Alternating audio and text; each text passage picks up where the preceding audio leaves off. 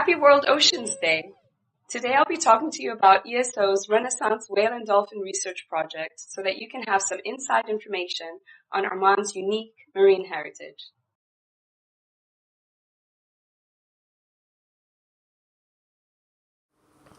The Renaissance Whale and Dolphin Research Project was established in 2011 with the aims of trying to identify and understand Oman's whale and dolphins. In more recent years, the Arabian Sea Humpback Whale has become the flagship species, and we have been focusing our research on trying to identify their habits, their ecology, identify the critical habitats to them, in order to be able to put together conservation action plans for their conservation.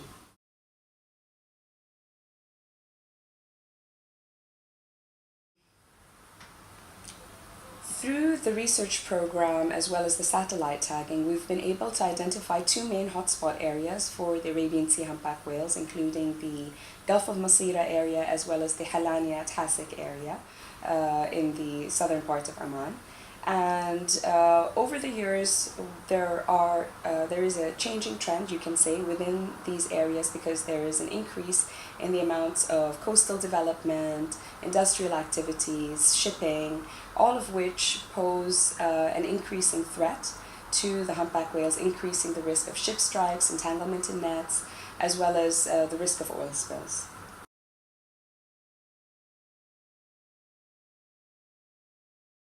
Through the research, we've been able to identify some of the critical habitats to the population, so it's very important for us to ensure that these habitats are conserved and maintained. And it's also very important for us to work with various stakeholders. As an example, working with port authorities to minimize the risk of ship strikes, educating and working with fishermen in order to minimize the risk of entanglements.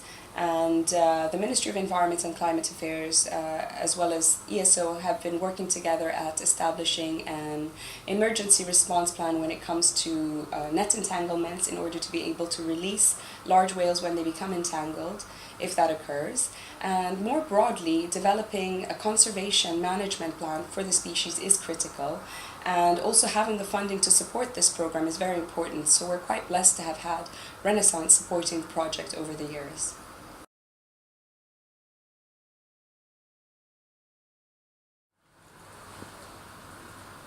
The project over the years has revealed that we have a very unique population of Arabian Sea Humpback whales. This is the only population of humpback whales that does not migrate, and it has been isolated from the southern hemisphere for about 70,000 years. So we really have to do our best to try to conserve this species. In the last 4 years or so, we've also started satellite tagging the humpback whales. And to date we've had 14 humpback whales tagged, and most of them were seen to be remaining very close to the coast of Oman, moving between the two main hotspot areas in the Gulf of Masira and the Far area. But it was only last year that we had one female humpback whale that was tagged that made the first record of transoceanic movement for an Arabian Sea Humpback Whale, went all the way to the southern coast of India, remained there for about a month or so before making her return journey back to the Gulf of Masira where she was originally tagged.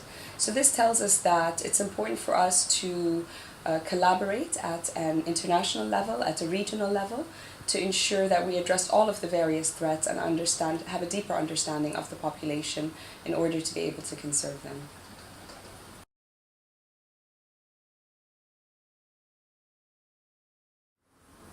So Oman has an excellent opportunity to take advantage of tourism opportunities. It's a great way to diversify the economy, and we just have to make sure that it's done in a sustainable manner. So if we take the example of whale and dolphin watching tourism, there are very clear international guidelines that are set for the method of doing this to ensure that you are not disturbing the resources that people are coming there to enjoy. So ensuring that we maintain a balance between resource use and conservation is what we would like to see into the future. So During the last tagging survey, we had a very unusual event. It was 18th of November, it was National Day, and we thought that it was very unlikely that we would be able to tag that day because the weather wasn't great. But we had a young humpback whale that ended up approaching our boat and was very curious. It was spy hopping, which means that it was kind of popping its head up and down to kind of have a closer look at what was going on in the boat. And it kept sweeping under the boat and popping up and then popping up from the other side. And we decided to name this whale Nahda as a tribute to Renaissance and the fact that it was National Day.